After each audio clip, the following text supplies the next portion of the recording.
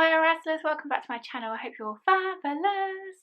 In this video I'm going to be chit-chatting about 90s technology, all that kind of thing, because if you didn't know, I am a little bit of an old style geek and I do like the kind of retro gaming stuff. I have a lot of things like that going on my channel, and that kind of era of, I just feel like technology developed a lot in that time of the kind of gaming stuff going on. I looked up stuff what evolved in that time frame, and I found like this article, and I thought I'd use the stuff what they said were 90s technology stuff and chit chat about it. If you want to get involved, do put in the comment box, and remember to give this a like if you like this kind of thing and the chit chat on the 90s era or different eras. Some of you guys might not know what I'm talking about because you might be too young, but you might still have heard of some of the stuff. So yeah, like I say, get involved.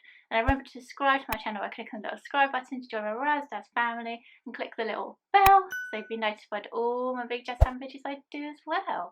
The first one is going to be floppy disks. What were like little disks where you could like store your information through putting it into a computer and then you store it onto it. Yeah, it's rather than just storing it all onto a computer, and you could like take it to other computers and transfer stuff on it and things.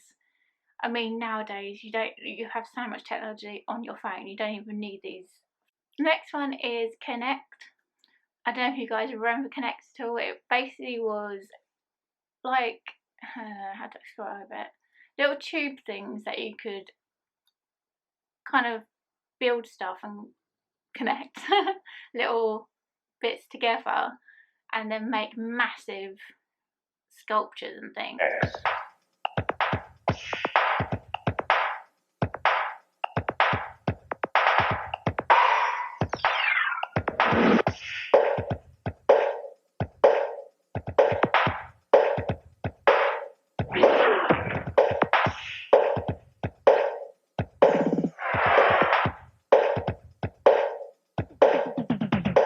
Next, the new snap-together color-coded construction set.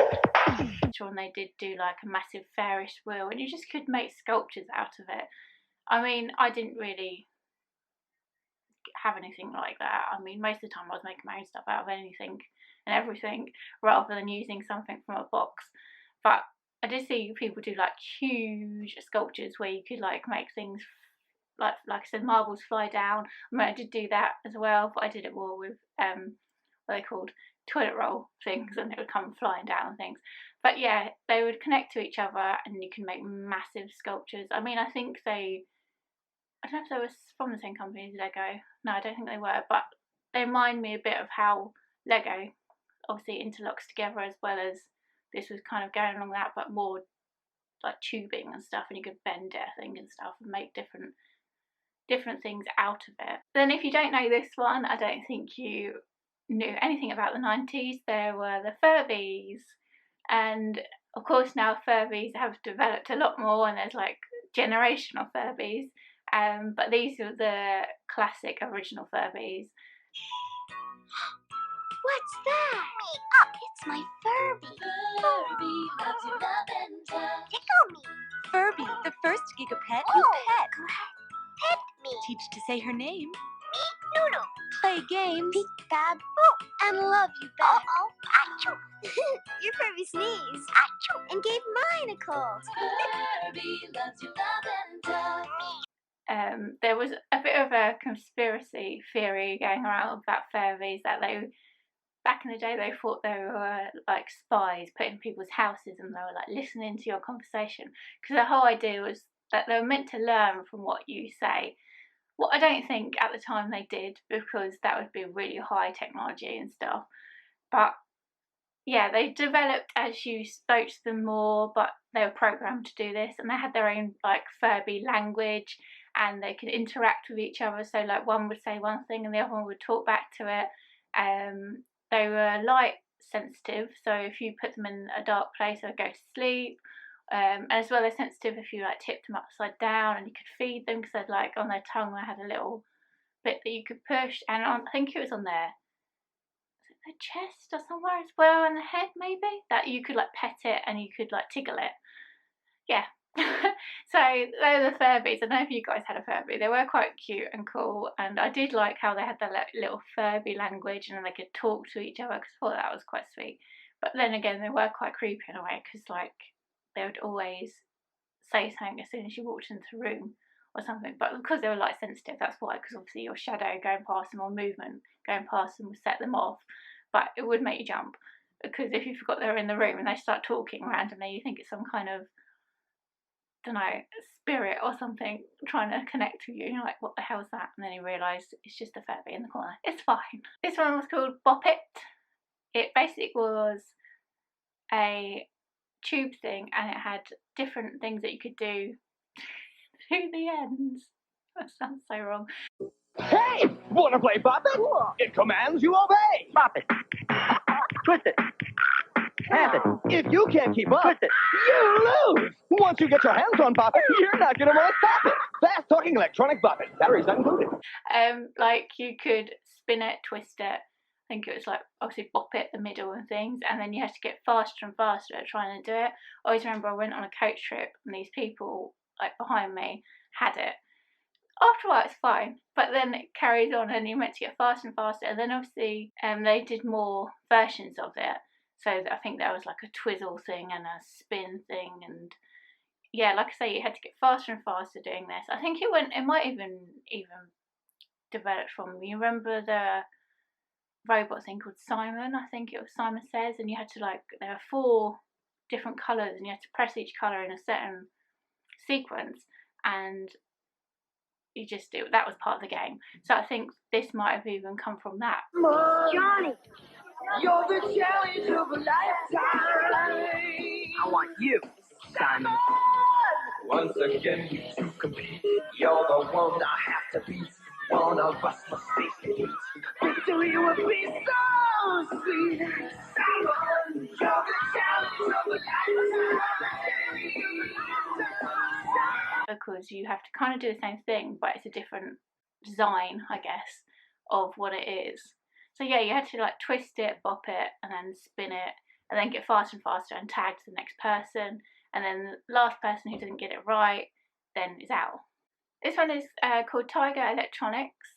It basically was, if you couldn't really get a Gameboy or something along that lines, you could get the like really cheaper versions of the games. Like back then there was Aladdin, Lion King, and all them kind of games, but you could get it on a LDC like screen thing. It's Sonic 3, the handheld game, with a spin-dashing hedgehog and crazed caterpillars. Merciless monkey dude. And a feisty little guy called Knuckles who can make your life miserable. Prepare for landing at Angel Island. Yes! Sonic 3, the handheld game.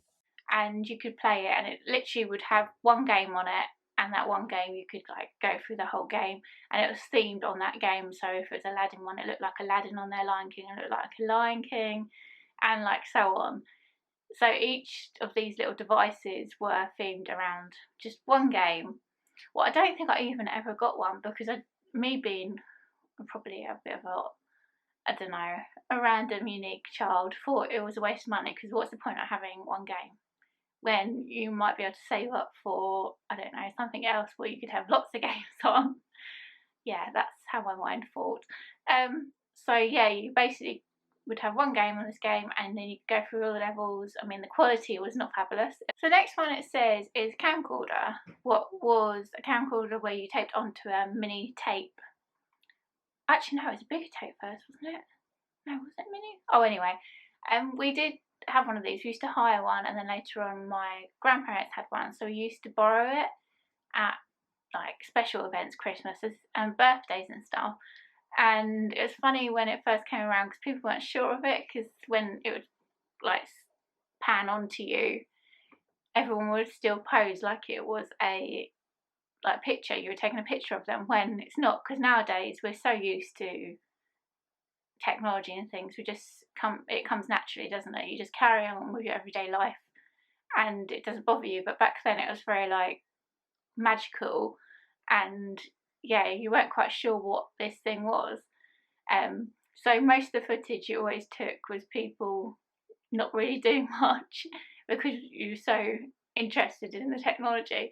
But I remember when I was younger though, I did do these little animation things, like how, I'm trying to describe it, like in Toy Story, you know, when like how the toys will come alive and all that kind of thing. I did that basically. I did a stop still animation. I don't know where it is now. If I come across it, I might show you guys. If you want to see it, do let me know. And I did another one with Play-Doh as well, where these little snails are walking along and they were chit-chatting to each other, and yeah. So there is quite a lot of footage of when I was younger with a camcorder and with my little animation things. I just thought it was so cool. Tamagotchis. Tamagotchi was basically an electronic device what was meant to be like your little pet. Well, if it isn't Tamagotchi, her new favorite pet. Yes. So what's that make me, fish sticks? Oh, are you hungry? Oh, no. By all means, feed it. Play till your heart's content. Look, Goldie. I took good care of her, and she changed again. Change? How about changing some water here? Katie, Buzz is here. So Tamagotchi can pause. I can pause too. Want to see that again? Tamagotchi, the original virtual reality pet. Your care determines the pets you get. From Bandai. That I think was meant to be maybe from another planet because it didn't really represent one creature, I don't think. I mean, later on it went on, you did have different versions, different pets, but the real Tamagotchis were the ones what were just this little blob on the screen that you had to look after. You had to make sure when it went to toilet, you had to clean it up and stuff. I mean, I remember when they came out, they were so hard to find, and I think they were quite expensive at the time because everyone wanted them. I mean, back then as well, I remember at Christmas as well, everyone always wanted a certain toy or a certain gadget, and as soon as people found out what that gadget was, I swear you couldn't get it anywhere. So yeah, if you wanted something, then it was harder to find. But yeah, this little Tamagotchi you could like feed, and I think some of them you could play games with. I mean, later on I had one, but it wasn't a proper Tamagotchi, it was a dog one, and you could feed it and you'd have to like take it for a little walk in it and look after it. I always remember though, one time me and my friend went to, I can't remember where we went out, we went for a day out somewhere, I think it was like Brooklands Park or something, and we left them on the side because we thought, oh, it'll be alright in the day. We came back and they both were dead.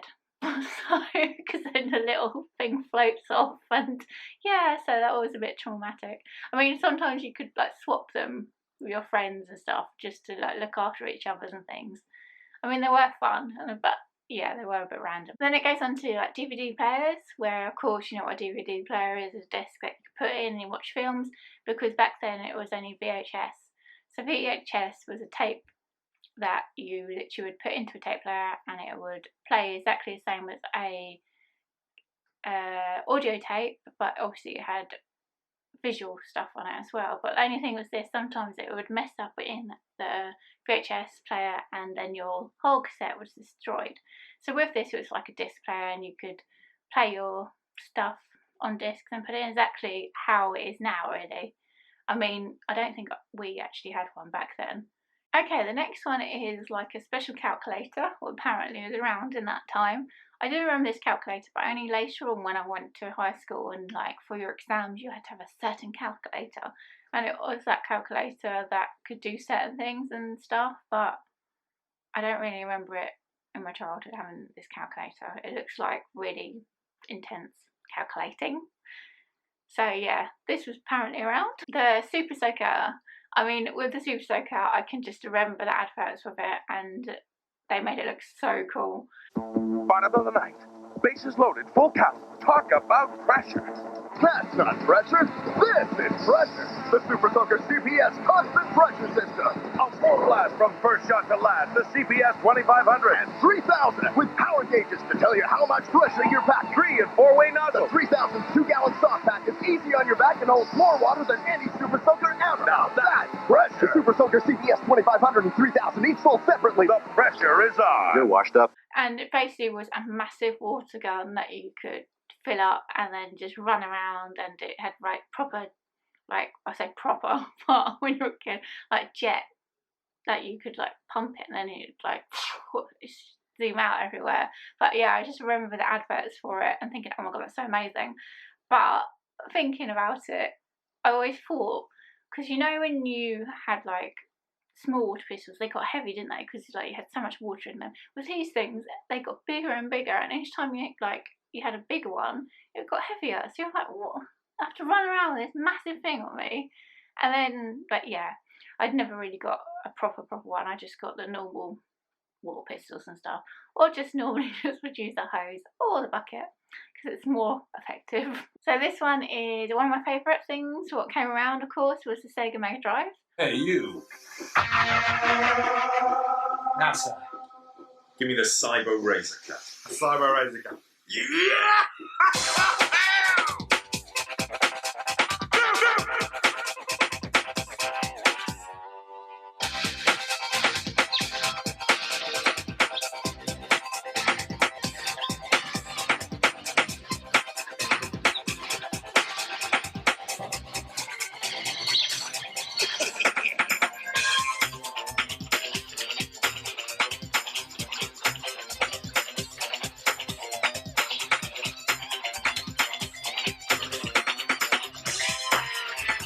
There are over 100 Mega Drive things. They get faster, they get harder. What are you going to do to keep up? Who's next? To be this good, thanks, Sega.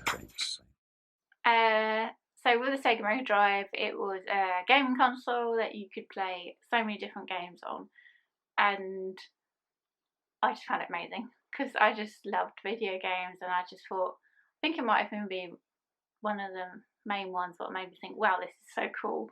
And I just liked how, I think I remember back thinking when I was watching films, it'd be so cool to be in the film. And in a way, video games were a bit like that. You were the main character in the game. Whatever you did was the outcome of the game. Like if you died, you obviously died. Yeah, and I just liked how you had to work things out and had to do certain things. And there was just so many games to choose from. It was crazy. So yeah, it was amazing for me with this kind of thing that came around. And yeah, it's really cool. And like I say, it does link to my other retro stuff that I do. So if you want to look at my gaming ones, do check them out because they are fabulous, of course. Yeah, so go and check them out as well. So apparently the Apple Mac, the colour one came out. Of course, Apple back in the day was like really old style things. I remember even when it had like a cassette and you put a cassette in it and it would play the games from the cassette. This is going back. And that was from, I think my granddad used to have it. So you used to put it in there and then play the little games from a cassette. They're always developing, and I think this might have been the stage where they became more stylish again and started to become more known again, because I think Apple disappeared for a bit and didn't come on the scene for a while because we were more into like Sega Mega Drive and stuff like that rather than thinking about Apple again. This is one I don't actually remember it being around. I thought it was a little later it came in, but maybe, well, it did. But the PlayStation 1. In my imagination, are we going like 1 mile an hour? What's going on here? Oi! Geezer! What? Our flight's in 10 minutes! Well, we better hurry then, don't we? Buckle up, boys, buckle up! Come on, mate! So, let's face the facts. I'm hot, you're hot. Who wants to pet me? Crash Team Racing. Once he gets behind the wheel, things get ugly. You and me. Booyah, Grandma. Booyah. Yeah, because like I said, I got the Mega Drive and stuff. Apparently the PlayStation 1 came into the 90s as well. Maybe because it was the very first one, I didn't acknowledge it as much. But yeah, I do remember PlayStation 1 being around, but I didn't have it until a lot later, I don't think. No, I definitely didn't.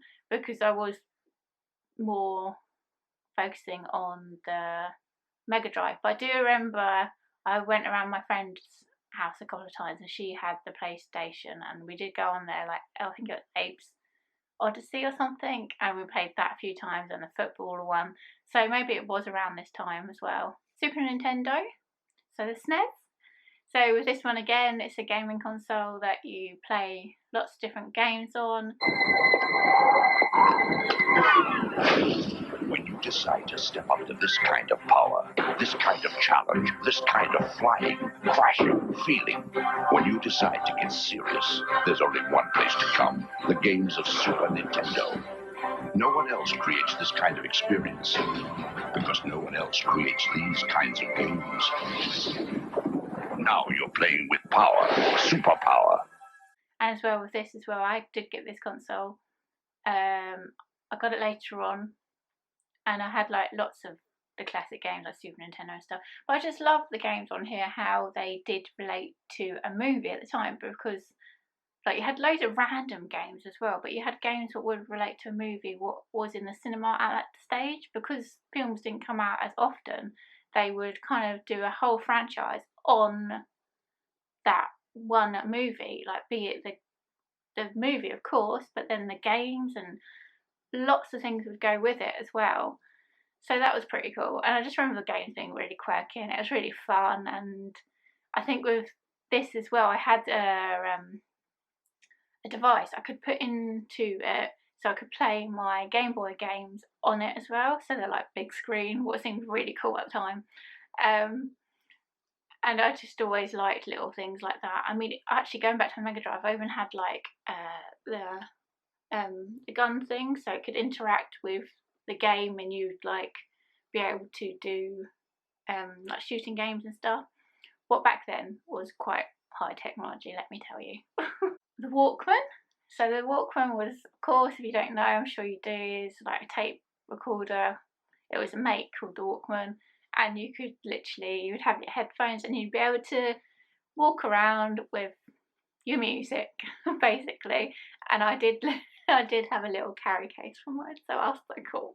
And so basically I had this thing because I liked playing sports, so I would have it on and I'd be able to play basketball and ride my bike and do whatever. And then the Discman came into the era as well. I always remember the Discman when I really wanted one, and I was always really like, didn't go on about something if I really wanted it, but there were certain things I thought, oh, if I could have one of them, I'd like the one what had, I think it was something, so when you jumped, the disc didn't jump, it would like stay, I don't know, so it wouldn't jump and scratch and wouldn't mess up your music basically, because I was so focused that I wanted to listen to it whilst I was doing my sports, basketball and things, that I wanted to make sure if I was like jumping around and stuff, it wouldn't jump and scratch and annoy me, because that would just irritate the hell out of me. So I wanted to make sure it was like this special one that I could use for that. So the Nintendo 64, what I didn't realise it was around then at all, but it must have been a bit later on, near the end of the 90s. Yo, listen up. We will not live in a two-dimensional world. We won't go in one direction or dig where we can say. We will walk through walls. We will take a look around us. We will not be confined. We believe in the path of least limits. We won't be told how to view the world. We will experience true freedom. We will not compromise. We will live the game through our hands. We will be in control of something. We will change the system.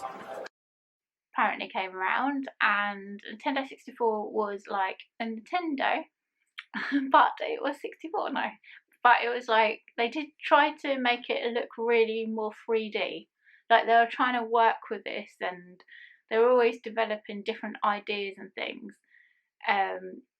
What I've said in my other gaming things, they've tried to develop once a headset. I think Sony did, but it made people really sick. So they were always just trying to think of new stuff, what they could make and things.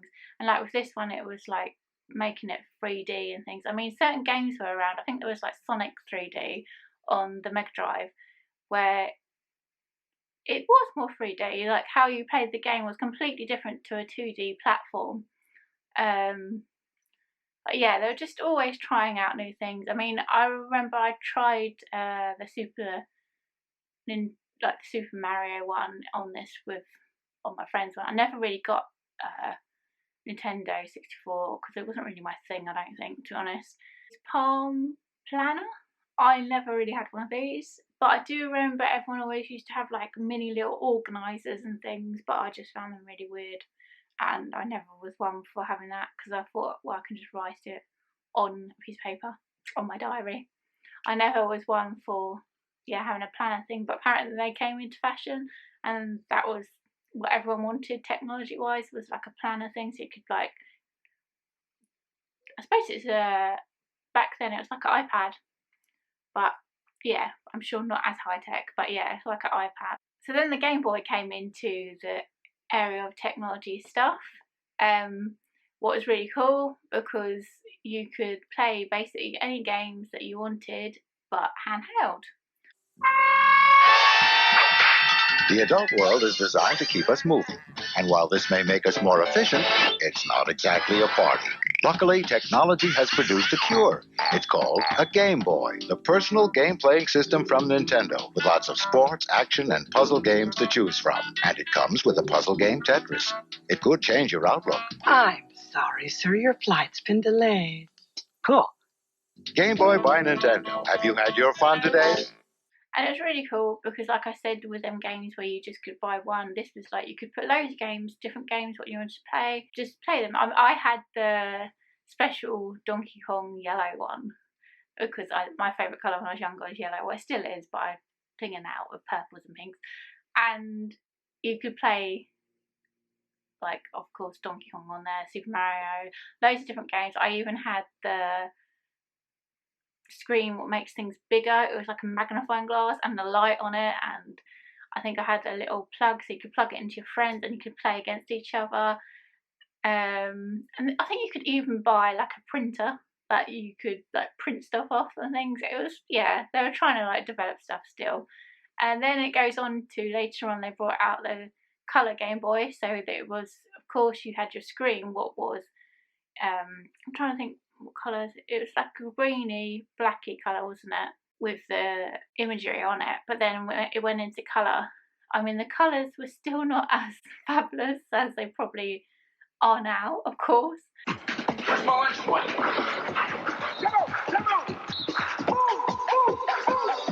You haven't been flossing.